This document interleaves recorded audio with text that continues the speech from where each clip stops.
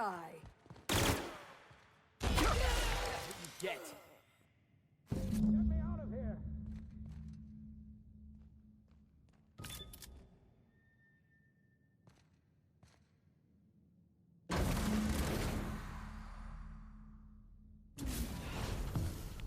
You don't know how glad I am to see you. You did the right thing. Akande was a monster. Her death was much deserved, and long overdue. And you lunatic, you broke into the board's own fortress just to rescue one doddering old man. You are absolutely out of your mind, and I can't begin to thank you enough.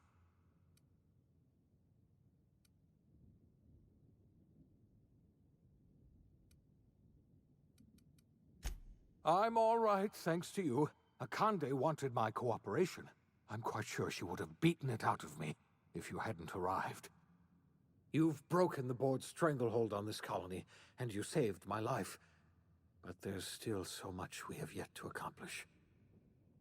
You and I are going to have to work harder than ever to save Halcyon. I'm afraid the situation is far worse than any of us ever anticipated.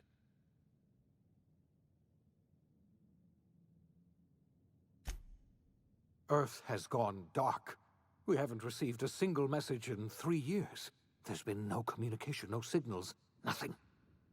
2 years ago, the Earth's Directorate's frigate disappeared on their way back to Earth. We don't know what they discovered when they arrived, or if they arrived at all. Hold on, Doc. Are you telling me the Earth went dark 3 years ago, and the board's just been covering this up? They've been incredibly effective at concealing the truth. Right now, the only people in the colony who know are standing in this room. Earth is only an idea to us. But that idea is the bedrock the colony is built upon. If people were to find out it's gone dark, the shock could be too much to bear. I don't want to imagine what'll happen once news gets out. Let's just keep this between us for now. We're in serious trouble, my friend. Do you know what this means for Halcyon? We can't rely on Earth for support anymore. We've been cut loose. We're entirely on our own. Yes, you're right. The road is long, and we haven't a moment to waste. We must begin the revival process immediately, starting with the Hope's brightest minds, and then we're going to fix this damn colony, one problem at a time. We're going to need a leader, and I can't imagine a better person for the job than you. What do you say, old friend? Will you help us?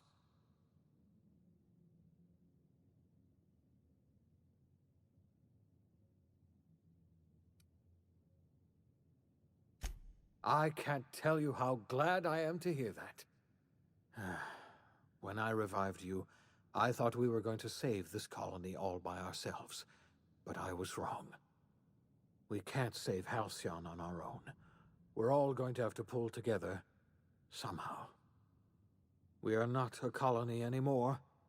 Our last connection to Earth has been severed. I don't know if we'll survive, but we're going to have to try our best.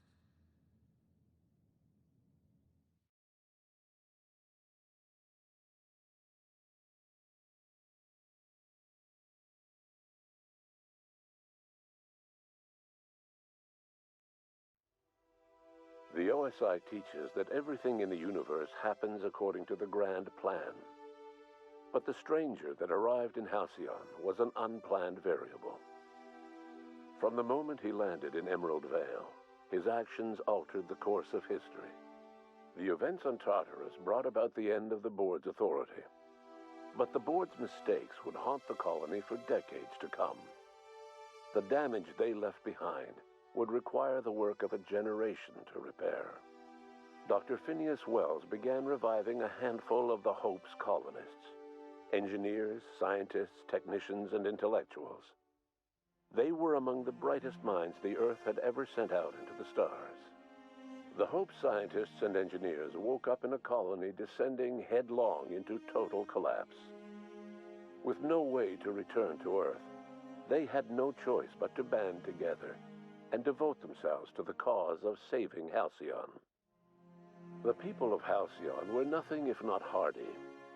In the absence of the board's authority, Many of the colony's settlements banded together with a single purpose in mind: survival. Life was especially hard in the years to come. Some towns dissolved by attrition and starvation, but most of them found a way to carry on. In the years to come, Halcyon was forced to reckon with its newfound freedom. The board was gone, and for better or worse, the colony was responsible for its own destiny. As the colony struggled to survive, the inspirational story of the iconoclast spread like wildfire. Zora's focus on logistics made for a safer monarch, where the iconoclasts enjoyed a surge of new blood looking to join the ranks from struggling townships. Life on Monarch slowly improved from a desperate fight for survival to prosperous growth and more permanent strength.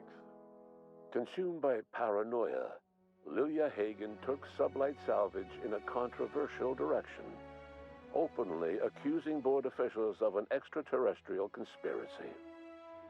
One day, an accident at the Groundbreaker's docking bay silenced her forever.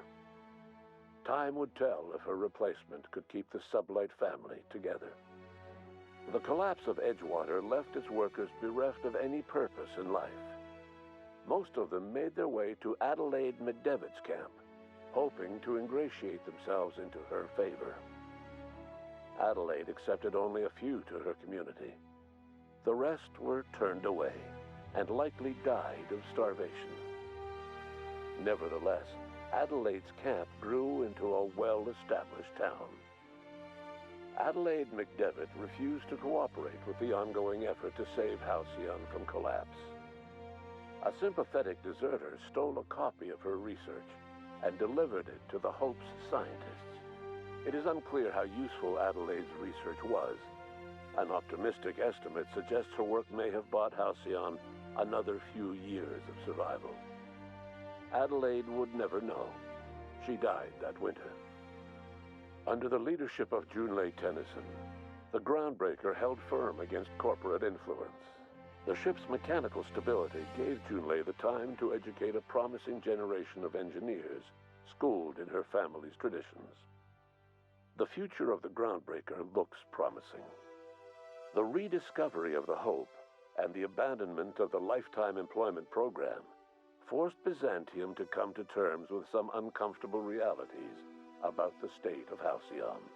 While Byzantines were reluctant to surrender the luxuries they'd grown accustomed to, the board's diminished authority gave them little choice in the matter. Nearly everyone had to learn to make do with less. Some even had to get jobs. It was a dark time indeed. Your influence shifted Ellie's perspective.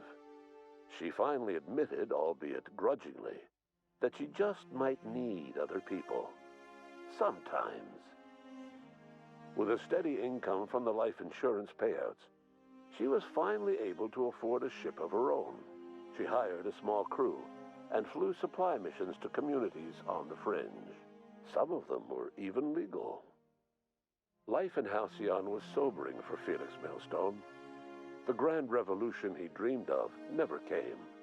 There was no great awakening for the colony, no celebrations in the streets. There was only the hard, desperate work of trying to repair a broken colony. Felix never had a head for numbers, but if there was labor to be done, he was there to help.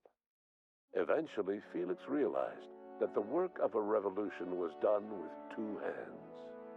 As much as he enjoyed his adventures aboard the Unreliable, the vicar, known as Max, eventually decided that it was time to move on, to live out the life he had sought so long to create. He knew there were many in the colony who carried burdens much worse than the ones he had struggled with, and he devoted himself to easing their suffering wherever he could. He only ever took up arms again to defend the defenseless. Unshackled from a lifetime of striving and fighting the universe and himself, Vicar Maximilian de Soto was finally at peace. Once the matter with the Hope colonists was resolved, Junlei bashfully asked Parvati if she'd like to join her permanently on the Groundbreaker, and Parvati enthusiastically, if somewhat awkwardly, agreed. The stories of her adventures spread across the colony, and Parvati soon found herself the center of attention. Having served as the engineer of a renowned spacecraft, tramp freighters and wildcat miners sought her out by name. And in no time, she was a fixture in the groundbreaker's mechanical ecosystem. She and Junlei were never far apart. Nyoka returned to Monarch to take another crack at making a permanent life for herself. She formed the Charon Group, a mercenary outfit of ragtag survivalists and wilderness experts. Anyone in need of a guide, or just looking to throw back a beer and swap stories, could find her camping on the trail or clearing an infestation. The SAM unit that accompanied you spread awareness of the product line's superior sanitation and maintenance capabilities across what was left of the colony. This led to a boost in SAM unit sales. Did you know that SAM units are the longest-lasting, toughest-acting cleaning solution in Halcyon? Minister Clark was released from house arrest, and his contact with you gave him a sense of renewed purpose and vigor. Once it became clear that no help would be coming from Earth, he threw his considerable efforts and talents into helping Halcyon manage the crisis before it. As for Dr. Phineas Wells, he spent his remaining years in his orbital lab. Though he was always haunted by the failures of his past, he was determined to make things right by building toward the future. Dr. Wells was able to revive many more scientists and engineers than he first expected, thanks to the additional batch of chemicals you stole from the Ministry. Wells never forgot about the human lives that were lost in acquiring these chemicals. The revival project was hard and painful work, but in the end, despite limited resources, over half the Hope's colonists were successfully revived. Even after Wells passed away, the Hope scientists and engineers worked night and day to pull Halcyon from the brink of collapse. Their efforts continue to this day, which may be reason enough for optimism. Dr. Wells laid the groundwork for the project to save the colony, but he would never live to see the fruits of his labor. He passed away a few years later. His work was carried on by the scientists and engineers he revived. Life will never be the same in Halcyon. It is widely agreed that the colony has a chance of stabilizing within a generation, owing to the hard work and determination of the surviving colonists. Recovery is a distant goal, and the path is long and uncertain. But the people of Halcyon carry on, determined as ever. And what about you, the unplanned variable in the history of Halcyon? Long after Wells passed away, you carried on his work with more energy, determination, and brilliance than he could ever muster. The years that followed were hard, but Halcyon survived by the efforts of the Hope's most promising colonists, the greatest of which was you. No one knows what's happened to Earth, and no one knows what the future has in store for Halcyon. All we know for certain is this: the name of the Unreliable and that of its intrepid captain will remain the subject of countless stories for years to come.